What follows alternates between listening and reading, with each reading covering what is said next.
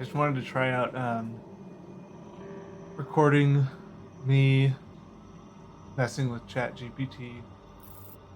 Um, there's some pretty fun things to do with it. I think a lot of people have been doing it's kind of fun to see what it can do. Like, oh, like, can I get it to say this? Or like,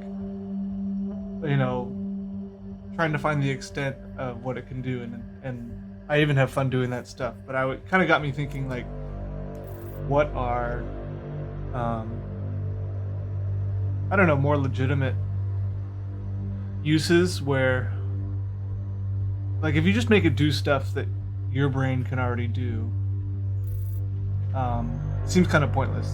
So I'm thinking, like, how can I use ChatGPT in a way that, you know, would actually help me, as a tool instead of just a toy. So I've kind of been stuck on like a writer's block sort of thing. I've been wanting to get into sci-fi RPGs for a bit, like Mothership or Death in Space, and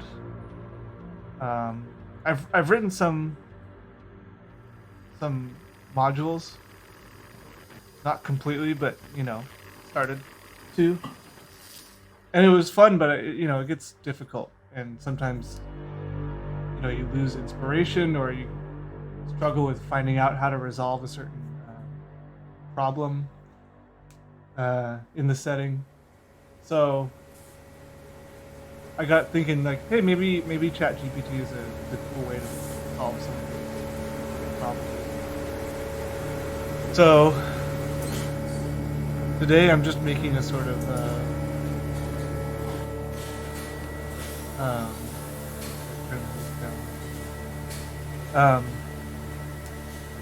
I've been watching The Expanse lately, and I'm enjoying it, but it also kind of seems like generic sci-fi show. If I wasn't super into sci-fi, I probably wouldn't care about it too much, but I do love sci-fi, and so I like it. Anyway, I'm just trying to make I was like, hey, like, give me an example solar system of the future. So I thought it was pretty cool how what it did, because it seems very creative. Like, I didn't give it too many details, so of course it's going to be sort of generic, but I think it's kind of a fun jumping off point. So super simple prompt, like, I'm not some prompt engineer. I'm just asking to give me an imaginary solar system of a distant future. I imagine it's going to create like a star, or a few stars. It's going to have like planets and moons. And I didn't necessarily specify whether I wanted it to be colonized by any civilization. So I guess it could have just said, like, here's a sun and some planets. But I guess, saying, oh, distant future, like, the universe is such a long time frame that using the word distant future probably implies that you're talking about civilizations or humans or something.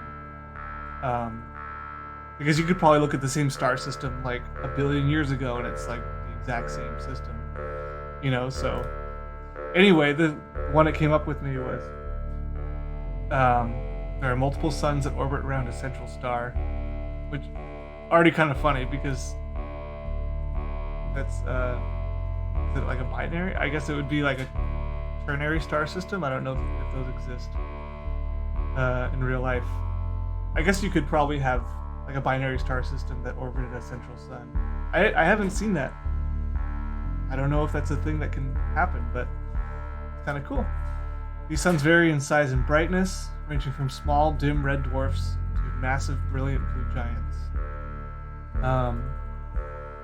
The planets in the system are also diverse, with some being rocky and terrestrial like Earth, while others are gas giants like Jupiter or Saturn. One of the gas giants, named Zephyr, has a massive ring system that is visible from many other planets in the system. Wow. trying to imagine. It's got to be a really big planet to have rings visible from other planets.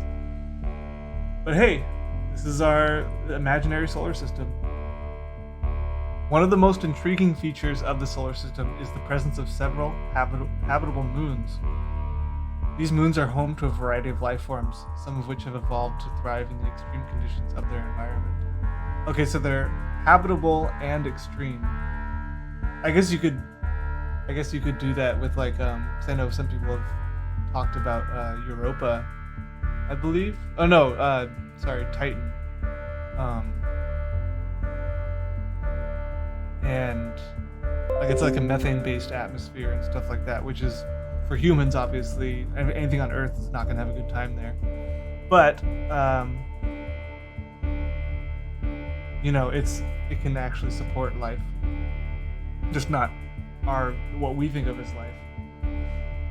So, one such moon called Aurora has a thin atmosphere that glows with a dazzling array of colors due to the interaction of its magnetic field with the solar winds from the nearby suns.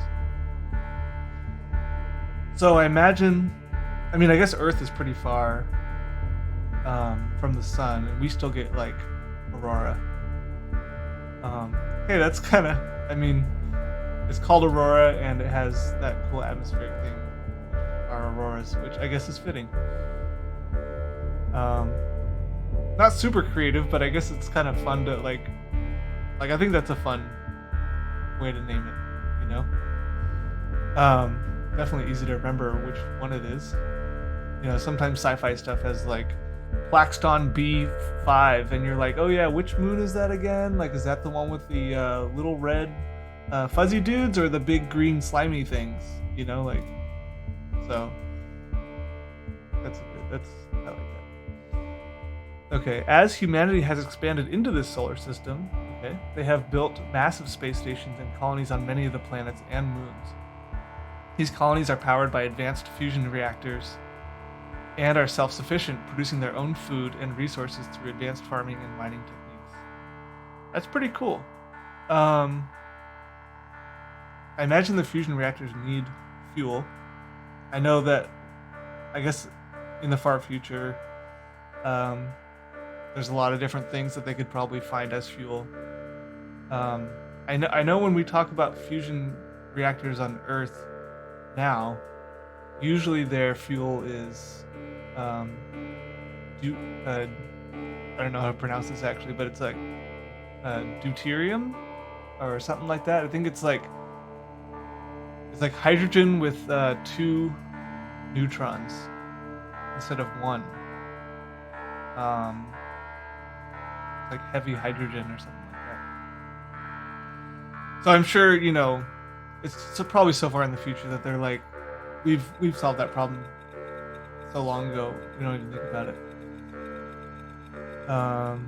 Let's see. Produce their own food, that's pretty cool.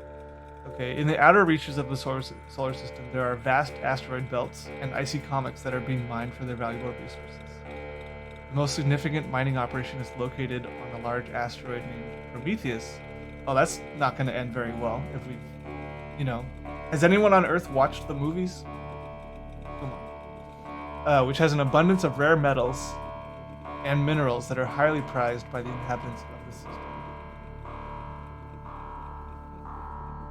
Despite the distance and harsh conditions of the solar system, it has become a thriving hub of trade, research, and exploration. Yeah, I imagine finding a nice solar system with all those qualities of, like, you know, hey, we can colonize on like more than one little tiny thing here. It's probably going to become a hub of some sort. You know, there's probably like solar systems that are like nearby that are specialized. Maybe they have like one planet that's useful. I think a lot of solar systems don't even have planets. Imagine they're just stars. So this does seem like a pretty unique, abundant, dynamic system. And who knows what new discoveries and wonders wait those who venture into the depths of this cosmic realm in the distant future. Wow, really going heavy on I don't know, drama of this. That's okay, I'm into it. All right, so yeah, and then I reprompted it and I said, okay, this sounds all like, oh, very cool and like, so optimistic and like trade and resources and like, oh, it's such a cool like thing. And then I was like, all right, but if I'm making this for like, a sci-fi horror RPG, like maybe things aren't going as well as it sounds like they are in this prompt. So I was like, hey, ChatGPT, reimagine this more pessimistic and dystopian. And I don't really know what I expected. I keep expecting this to not do as well as it does. And so when it actually answers well, I'm like, oh my god, wow, it did a really good job. All right, so in this reimagined solar system of the distant future, the multiple suns that orbit around the central star have caused catastrophic changes in the planets and moons in their orbit. Smaller suns have caused the planets closest to them to become scorched wastelands, while the larger ones have caused massive storms and hurricanes that ravage the surfaces of the gas giants. Well, so that's interesting. So I wonder, I know in binary star systems you can have, like different stars can have their own separate orbiting planets. So I guess it wasn't really clear in the previous description of the solar system. I sort of just imagined like a central, like we always think of our own solar system as like a model solar system. So you think, oh, like the stars are in the middle, and then you have the planets that just like dance around the outside, But if this is talking about different suns causing different effects on different planets, I guess it would be most logical to assume that the different suns in the system have their own planets, which is honestly a pretty cool concept that I forgot about. So that's definitely interesting. All right. Habitable moons have become overcrowded and polluted due to unchecked human expansion and resource depletion. Wow, who's saw that coming from a million miles away. All right. The life forms that once thrived on these moons are now struggling to survive in the face of environmental degradation and pollution. The colonies and space stations that were once self-sufficient have become dependent on imported resources and are plagued by political corruption and economic inequality. Tracks. This is definitely more dystopian. I wonder if that word is like too heavy. Like dystopian really only talks about Earth-like problems, I feel like. So once you apply that word to, something else, you're gonna get Earth-like stuff. So it's like, yeah, this does feel dystopian, but it feels, I don't know, like Earth-like dystopia, which is still like, it's still good, and I think people have an easier time connecting with it and understanding it. But I guess I was hoping for something a little bit more exotic. I could probably reprompt it to say less dystopian, more exotic struggles. I don't know if that'll be super interesting. Didn't give it a shot though. The asteroid belts and icy comets have become battlegrounds for rival factions and corporations vying for control over dwindling resources. I guess that stuff's gonna happen everywhere. Like resources and things that want resources. That's not an Earth struggle. That's not a human struggle. Like that is just life. That's just life. A big deep thonk right there. Okay. The mining operations have become increasingly dangerous and exploitative, with workers living in cramped and hazardous conditions and subjected to brutal working hours and practices. Yeah. That's kind of cool because it doesn't give you the details on what those hazardous conditions are. But I would imagine, like maybe, back in the heyday when this place was just discovered and doing all right, you probably like went out to an asteroid to like mine it. You got your stuff, and you came back to your nice cozy spaceship. And we're like, what a good day of hard work as you put your little space pickaxe away, you know. And so maybe like a cramped and hazardous conditions, like maybe they're actually like camped on these asteroids in like these little tiny like pods, and just to like stake their claim, because if they leave back to their spaceships, then the asteroids like open, so the closer you are to your quarry. I imagine you could probably draw a lot of inspiration from like the gold rush.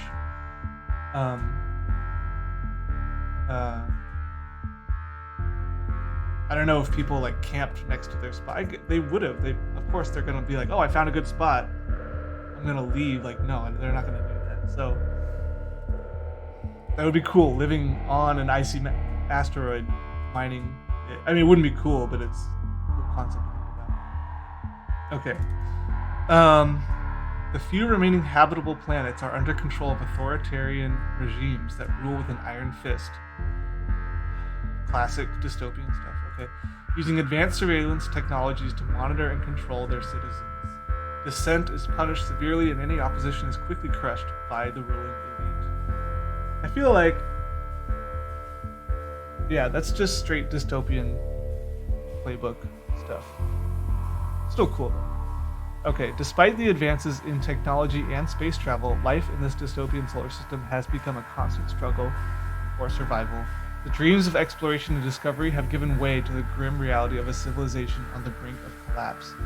And as resources dwindle and the environmental conditions worsen, it seems that there may be no escape from this bleak and desolate future. Damn, son. Okay, so I know I already pre-generated some of this stuff, but let's do some live prompting. I am curious. This is really bleak. And if you're gonna play something, having stuff just be grim and like sad and depressing,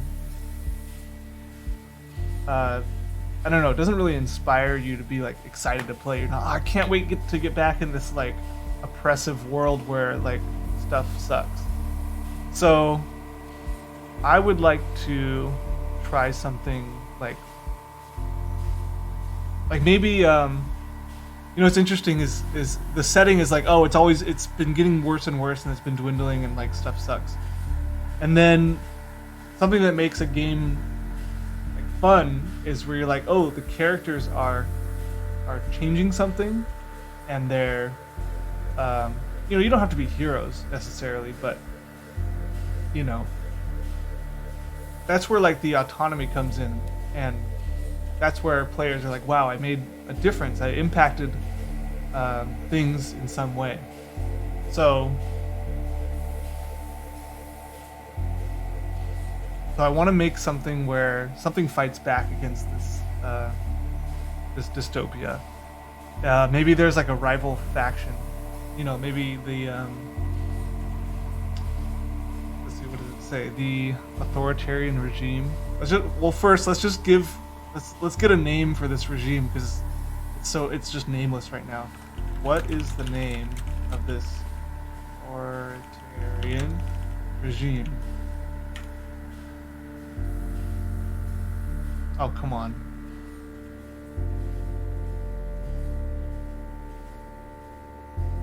Okay. So yeah, it always has to do this boilerplate, like, I don't have opinions because I'm just a robot, and then it'll actually like give you stuff anyway. Okay, so unified regime, that's extremely lackluster. The Dominion, the Iron Fist I think is my favorite, but let's just say, how about some other name? How about some other names?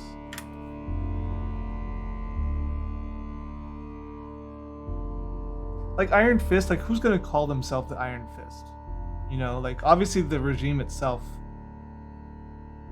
probably doesn't think that they're the bad guys. Probably some people in there do, but like the Iron Fist is probably like a street name that other people call them by, Okay, so let's see. A few more potential names. That's good. The New Order. The Sovereign State. The Totalitarian. The Supremacy. The Directorate. That's kind of interesting. Unity Council. I like Regime of Control. Jeez, a little on the nose, huh? Okay, the Authoritarian Collective. Okay, I kind of like the Directorate. Seems more like the name for like a book or a show. They all start with the. The Unity Council is pretty interesting because it seems like they have a lofty ideal, like, oh, we're trying to unite everything, but of course, like, everyone else is like, wow, you're just uniting everyone through your, control and grip over the system, and everyone hates it. So I think some of these are they're so funny. Okay, so anyway, yeah, Unity Council. Okay, so Unity Council, that's our antagonist, I guess.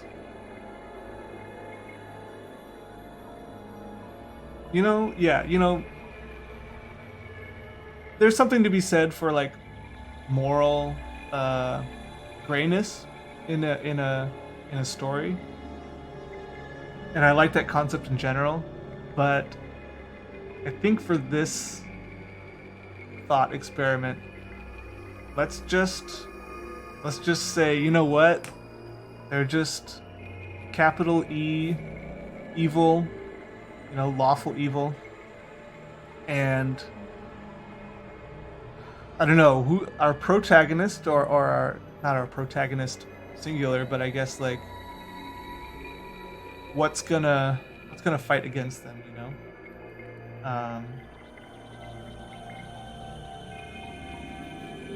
it could just be some sort of like rebel forces. Let's say, give me some names, some potential names for a rebel faction. Jeez, is this like, am I just rewriting Star Wars right now? Okay, let's just not think of that. Give me some potential names for a rebel faction that would oppose the Unity Council. Should we? You know what? Let me before I do this, let me just say. I want to log it into its short-term memory. Great. Let's call the authoritarian regime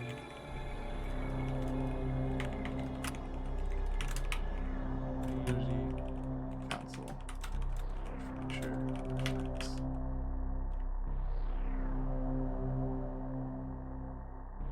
Nice. Okay.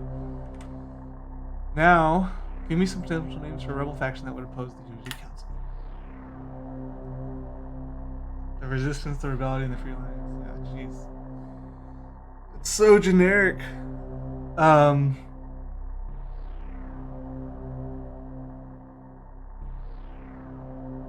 I know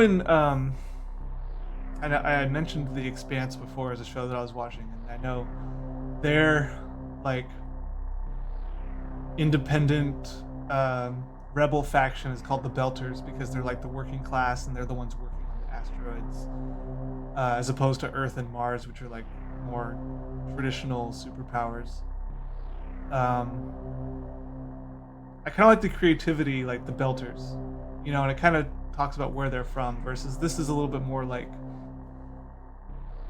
I don't know, idealistic. Let's see, how can I want it to give me new ideas that are more targeted or more focused. Can you give me names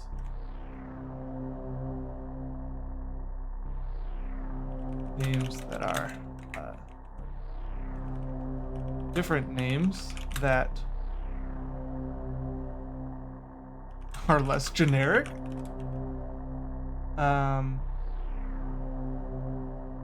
I'm tempted to just put that, but I think it's better to do that and to specify in which direction you would like it to be less generic. It depends where they come from and their goals, which I guess we could ask for. Maybe that. I mean, because this is an exercise in world building, right? So if I'm just doing it myself in my head, then that's sort of defeating the purpose of this. So how about we say,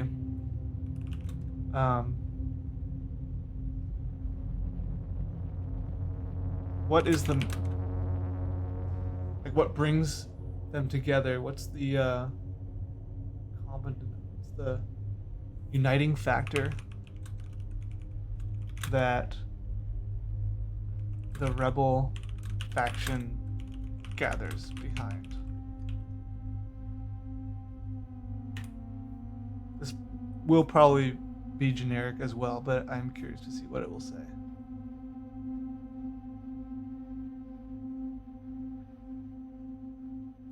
By the way, for the music, I'm kind of using a mixture of, if you haven't noticed already, Metroid music. There's a Death in Space album that has a bunch of various artists that contributed to it.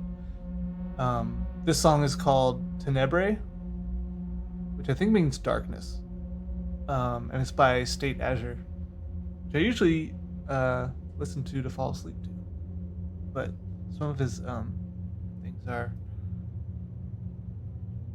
I guess, a little darker. No pun intended. Okay, the uniting factor for the rebel faction that opposes the Unity Council. Okay, so it already knows. Okay. Could be shared desire for freedom, justice, democracy. Yeah. They may see the Unity Council as an oppressive and corrupt regime that has violated their rights and freedoms and seek to overthrow it and establish a more democratic and egalitarian system of government. The rebel faction could also be united by a shared struggle against environmental degradation, resource depletion, and other consequences of the Unity Council's policies.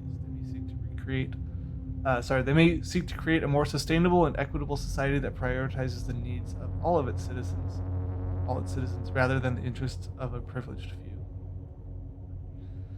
Yeah, pretty generic, like I thought, but also like, I don't know, you can't unite a bunch of people behind like a specific thing as easily, so it's probably better that it's generic. Ultimately, the uniting factor for the rebel faction could be a sense of solidarity and shared purpose as they come together to fight for a better future for themselves and future generations.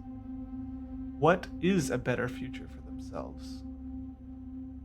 Freedom, I guess. You know what I mean? Like, we just keep circling back to like control versus freedom, underclass, ruling class, you know.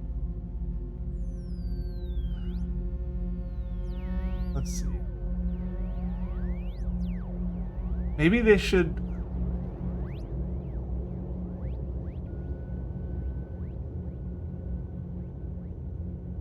Maybe it's like they're just a bunch of miners. This is like Deep Rock Galactic. All the dwarves rise up against management. I mean, right? There's miners on these icy asteroids. There's probably miners on the moons. There's probably miners on other places.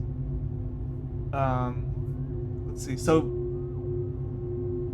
just for shits and giggles, let's try to make it more miner based. What if the rebels were miners?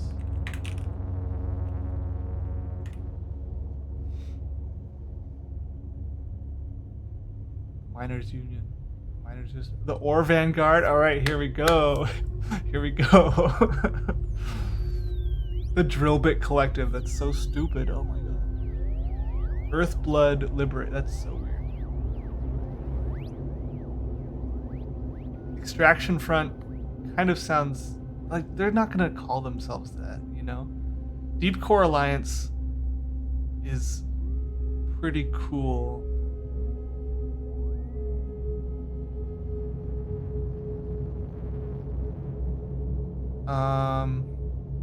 The subterranean revolutionaries.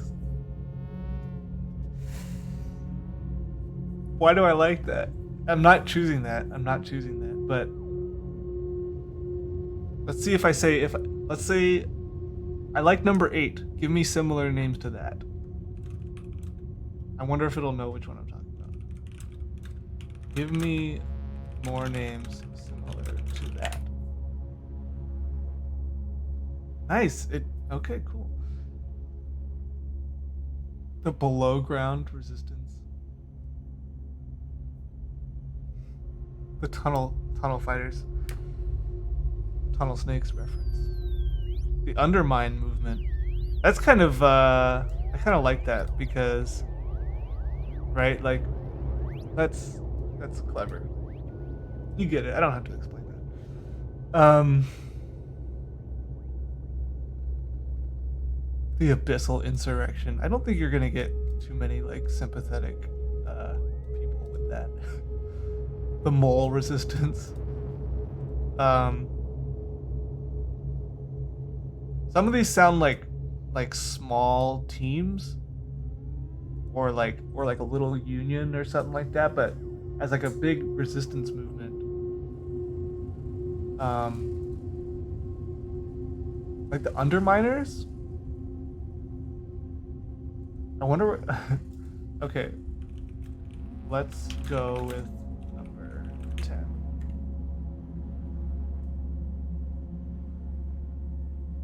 I wonder if it'll know, like, apply that name to the resistance faction. Yes. Dope. This is gonna get. I mean, this is my fault at this point, but it's definitely focusing on the whole like physical aspect of like, oh, we know the underground stuff. That's okay, you know. I wanted something less generic. I got something less generic. Let's go with it. You know, I could imagine these lofty people haven't even thought that like they could be destroyed from underneath. You know, in fact, underneath, you know, like a hierarchical power structure. You know, the working class is the bottom, right? And yet, you know, to be undermined from underneath, it's poetic. I like it. It's kind of cheesy. That's me. I'm a cheesy boy. All right, so we're still world building. So this is the faction. What sort of nicknames? What? Because underminers, I don't know, like I could think of some bad ones that are just like the undies, right? Like that just sounds so bad. I just want to see what it'll say. What sort of I don't know, nicknames is, I don't know if that's the right word, but like slang or nicknames for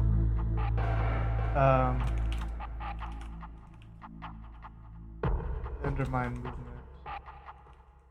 Oh, hold on. We need to redo that. Let's say instead let's rename the under to the underminers. Right? Yeah.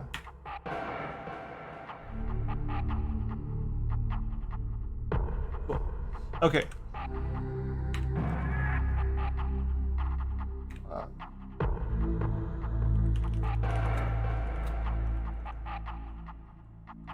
What sort of, let's word that better. What possible slang names or nicknames are there for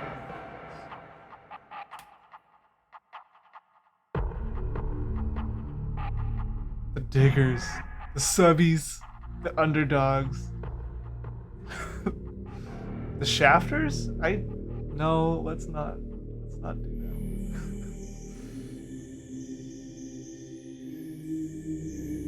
I mean, some of the subbies, It needs to use these words. It needs to use underminers.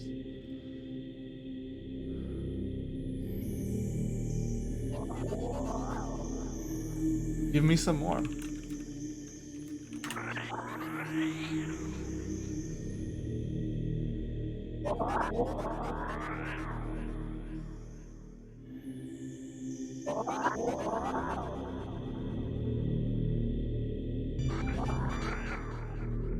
Oh, that's interesting. Yeah, I'm not really digging almost any of these, but it says they could be used as a form of coded language, allowing members of the underminers to communicate with each other in secret or to evade surveillance by the Unity Council's agents. Yeah, I mean...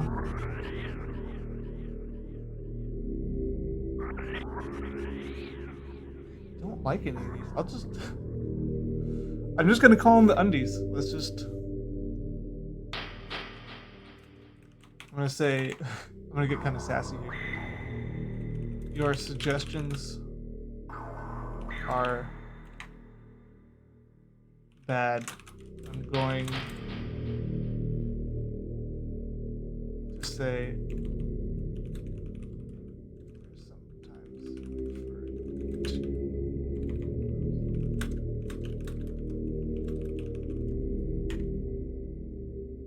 I'm so sorry, ChatGPT.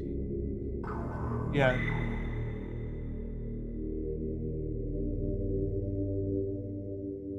Playful and irreverent. Okay, fair. Is this...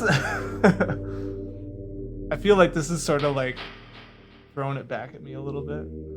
However, it is worth noting that the use of such a nickname could potentially undermine the seriousness and gravity of their cause and could be perceived as disrespectful by some members of the community. Completely fair point. Completely fair point. This is gonna sound sassy, but maybe it'll be inspired by it. I'm gonna say,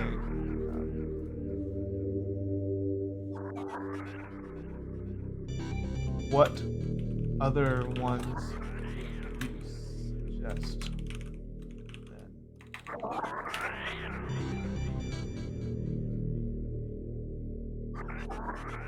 It's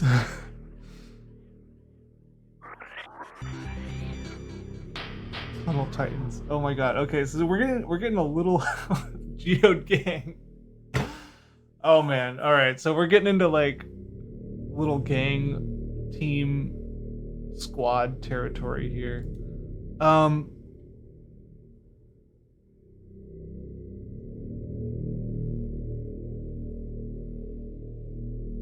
The Bedrockers though. I mean, maybe Underminers. Underminers is so cool, but it is really bad for nicknames. The Subsurface Saboteurs. Jesus, these are bad. Okay, the Tunnel Titans. The Bedrockers. Okay, that's definitely some smut in this system. We're not using that. Let's just move on. We're moving on. We're focusing too much on the nicknames. What else do we need? I think we need, this will be my last thing that I do. We need a piece of action that has happened, that has sparked this conflict. You know, like before now, the Unity Council has just had control over this whole time. There's been rising tensions. Underminers have been like getting upset, and they've been like getting riled up and getting pissed off. And so something's gonna finally happen. Before we do that, let's just get a name for the leader. What potential names for the leader of the Underminers? What are some?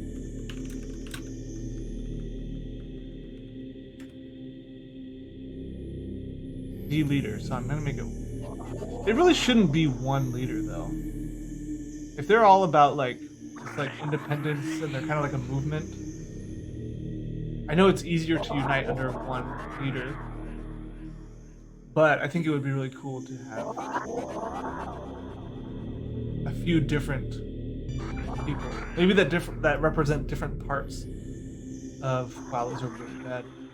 Um, Different parts of the system. So there might be, like a cultural leader from the asteroids, and one from the moons, and maybe one from planets. I'm just gonna tell it. I decided that there will be 3 leaders of the Underminers. Each from their own place within the solar system.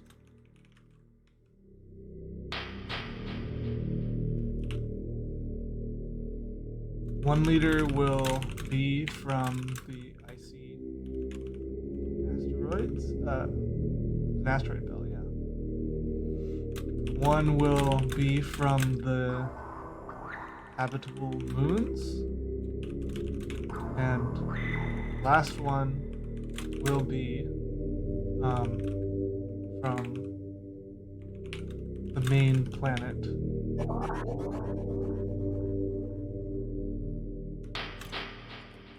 Give me potential names for all 3 leaders.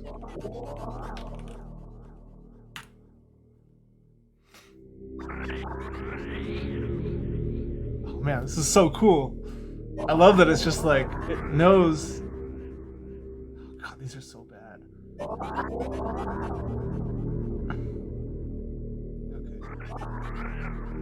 These are, Jesus, these are like if they were like a boy band, and each of them had like a stage name, these would be great. But please regenerate the list with last names as well. With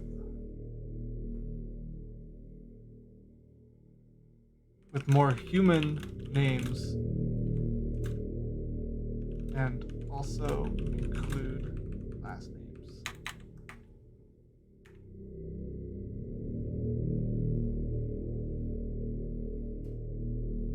Dude, nice. There's still a little.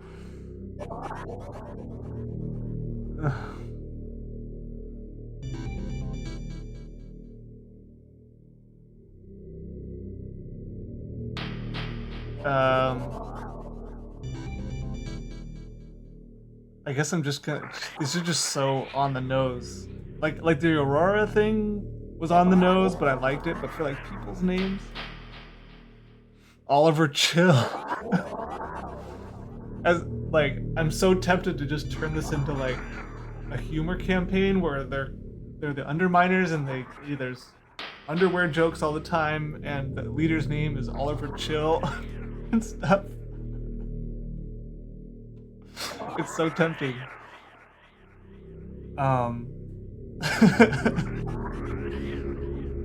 It's so tempting. But I also want some serious stuff.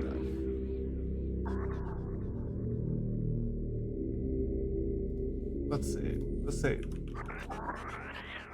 Please regenerate the list with the last names less on the nose.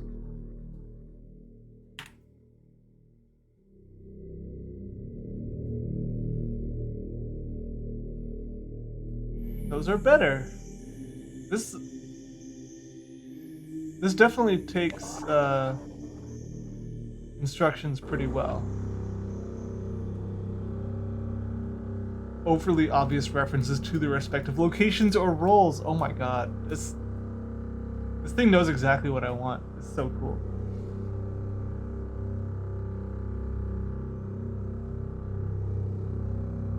Hailstone. Hailstone's pretty cool. I like that one. Let's go with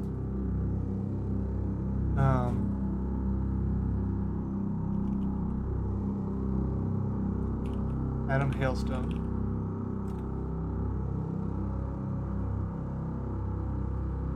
I want the Aurora one. Well, let's just we can just make the first name Aurora.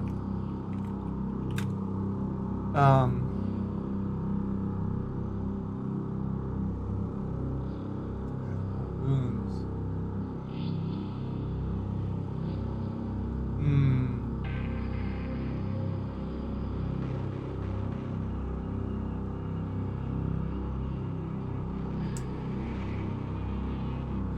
There's not really great last names in this habitable moons thing.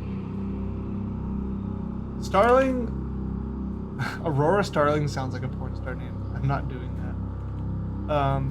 Tempted because on it, you know, independently they're good names, but together that's just Starkey.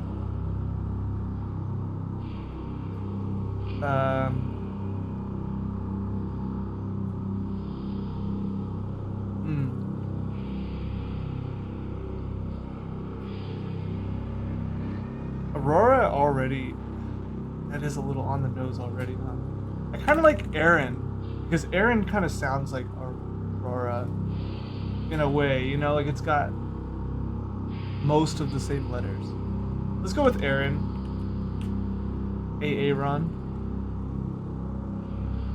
And then I think Starkey.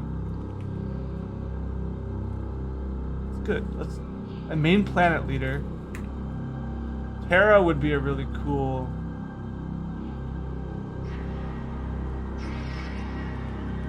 It's just, I don't give a crap what names it was. Just Terra something.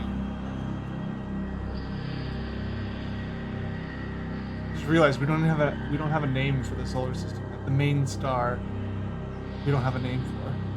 That's okay. We can expand on this later. Gaianov.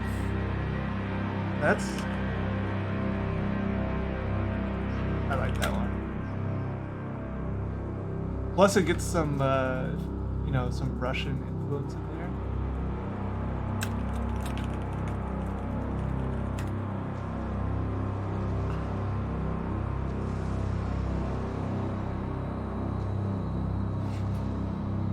Thanks. Although affirmative it is. Okay, right. We needed some leaders. And now for the last thing that we're gonna do, we wanna make an event. Should we get some brief bios? Sorry. Before we do the last thing again, let's give me some brief bios for the leaders.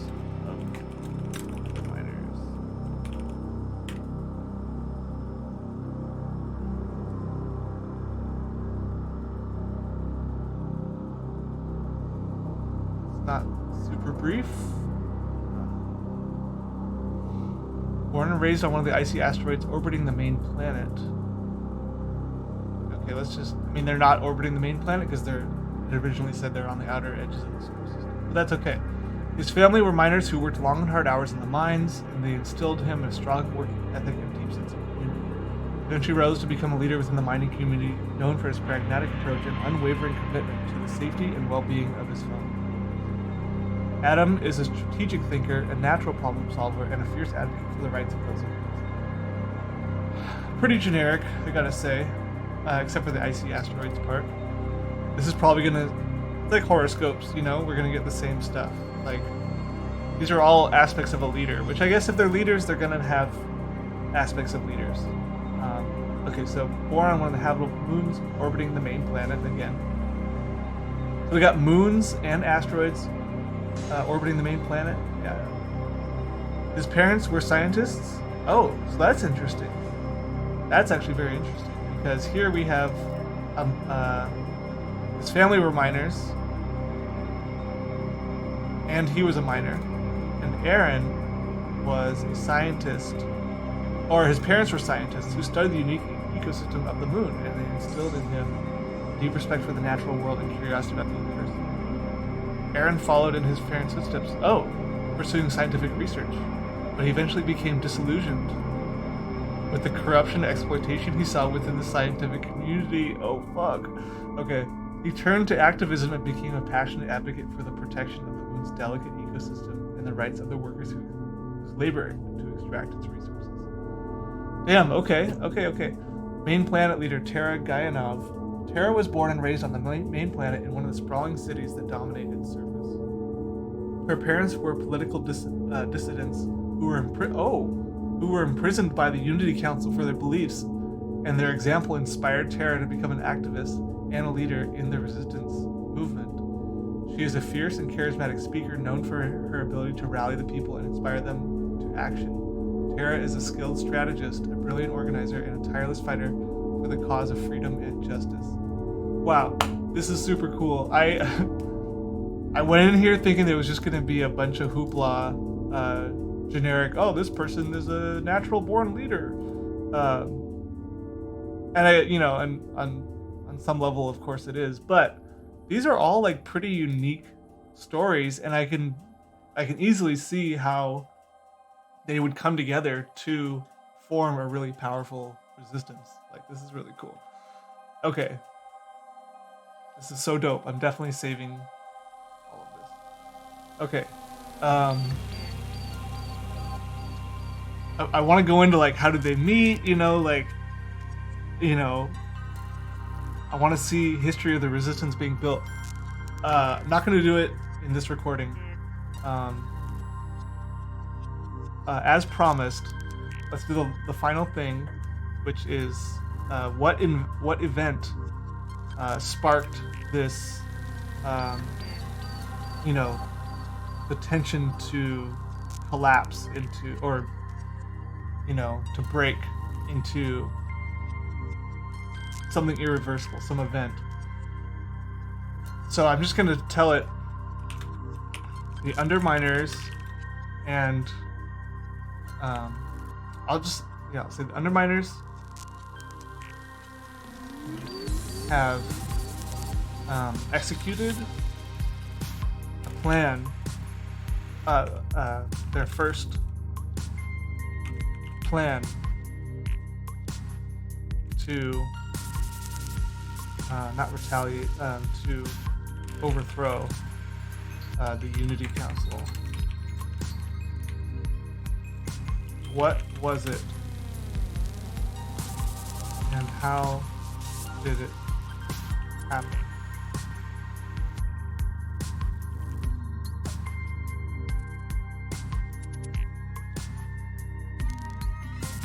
And what happened?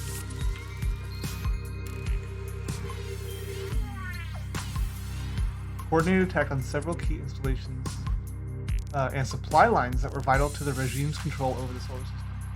Adam, it's already using the names of the leaders. So cool. And using them in leadership roles. It led a team of miners. And, as a miner, he's miner based. I guess it's all pattern recognition, right? Like, that's exactly what this thing is meant to do. But still super cool. Surprise attack on a major asteroid mining facility that produced the raw materials necessary for the construction of the Unity Council's warships and weapons. Wow. Amazing. Using their knowledge of the facility's layouts and vulnerabilities, they were able to quickly disable the mining equipment and sabotage the production lines, causing significant damage to the facility and disrupting the regime's ability to produce its weapons. Now, the only problem I see with that is, okay, it can't make more, but, they've got to be stockpiled up to the eyeballs with stuff already. So yeah, definitely good, but need other stuff to happen. So this is all coordinated. So at the same time, Aaron Starkey, the moon guy, led a team of ecologists and engineers in a similar attack on the crucial fuel processing facility on one of the habitable moons. By targeting the facility's power supply and cutting off its access to the moon's geothermal energy, they were able to disable the processing equipment and disrupt the flow of fuel to the Unity Council's warships and transport vessels. Nice. Terra led a team of rebels in a bold assault on one of the regime's main military bases on the main planet. Using a combination of stealth and brute force, they were able to breach the base's defenses and destroy several key buildings and communication networks, causing chaos and confusion among the regime's troops. The attacks were executed with precision and speed, catching the Unity Council off guard and inflicting significant damage on its infrastructure. The regime responded with brute force, sending in its elite troops to suppress the rebellion and restore order, but the rebels were able to withdraw safely and regroup for their next move. Wow, congratulations, rebels! The success of the attack gave hope to the people of the solar system that the Unity Council's grip on power could be broken, and that the resistance movement was a force to be reckoned with. Wow. Love it. Now, to set up, like that's all well and good, but if you just set it up with like, hey, well the resistance did their thing and they won, and and it's not saying that they won, but what's the new, you have to have a plot device that you're working against, that your heroes will be able to join in and work towards. So how did the Unity Council respond?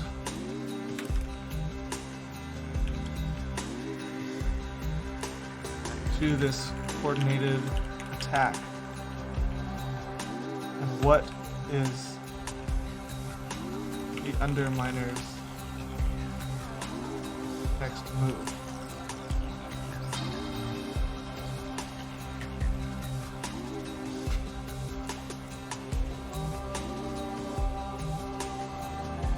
This song is Soul by Solar Fields. Solar Fields also did the original soundtrack for Mirror's Edge. Really good game. Alright, the Unity Council responded to the coordinated attack with extreme brutality, unleashing the military forces on the rebels and only civilians, who were suspected of supporting them. They launched a massive crackdown on the rebel strongholds and launched raids on the suspected rebel sympathizers in other parts of the solar system. Oh damn, okay, so like all this stuff was happening sort of like around the main planet, and the Unity Councils is like, that's I forgot, it's called something, it's a collective punishment, where you attack people of other groups besides the people that like attacked you. So that's a war crime, but whatever. That tracks.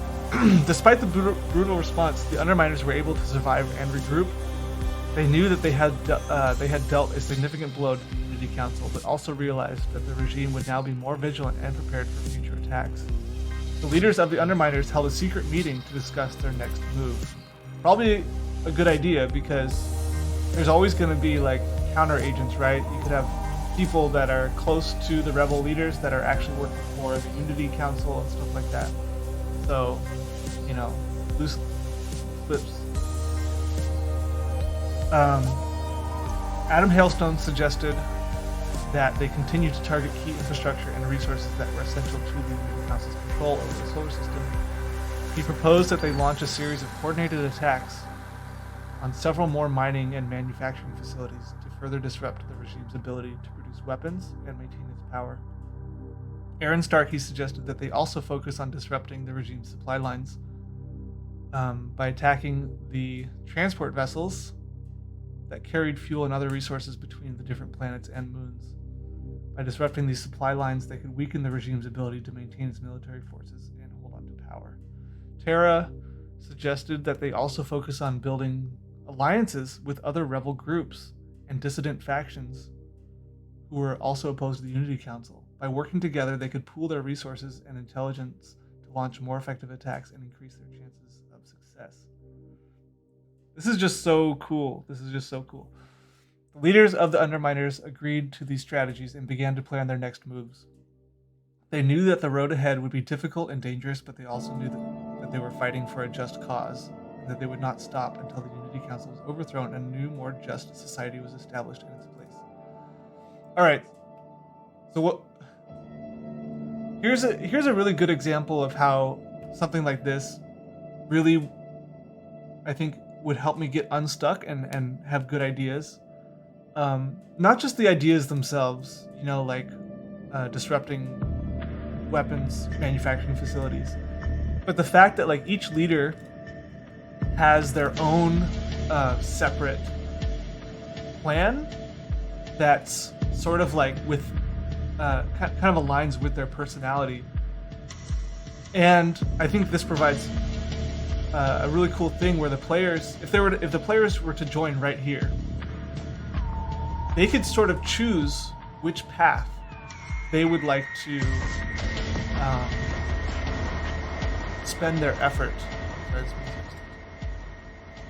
So like, you know, the players could discuss, oh, we'd really like to go help Adam out on targeting key infrastructure, or we would love to help Aaron out. You know, you could do like spaceship battle stuff versus stuff that's on planets. You know, like this gives lots of options, and they're all gonna help. So,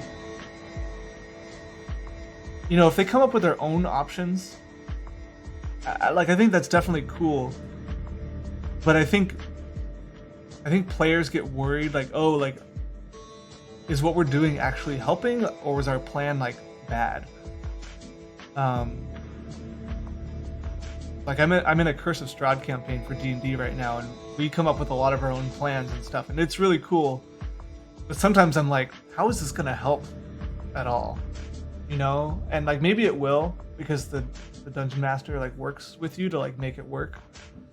But I feel like something like this, where you already have pre-thought out plans led by leaders, it's sort of set up for success, where it's like you're not really worried that it's gonna be unhelpful. You just get to choose what you think is the most fun, you know? And I think that's really cool. All right, so the leaders of the Animators agree that these strategies... Oh yeah, we already read that. Okay.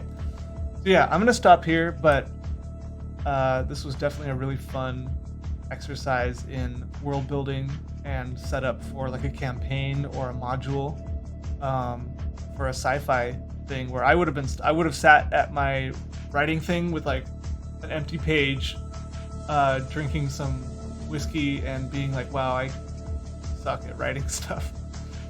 And now, like, this is really, I have a great place to start. Like, I can take this from here.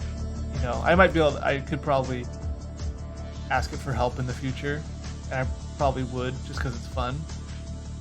But I think just having like kind of like a seed of inspiration to like go from, sometimes that's all you need. So definitely super cool. This video definitely went on way longer than I thought it was going to. An hour long. So if you stuck through, thanks for sticking through. Hope it was fun. Hope you learned something about how to use ChatGPT for world building exercises, and how natural it is to prompt it and to you know, like, it knows what you're talking about. You're just like, what was it and what happened? You know, like it has all this stuff in memory that it's referring to. Like, it's really good. It's really natural. Really fun to talk to. All right, I might make another one of these. I might not. Yeah, just a fun exercise in doing this and also recording the video. So see you next time, or won't see you next time if I don't make a new one. Bye.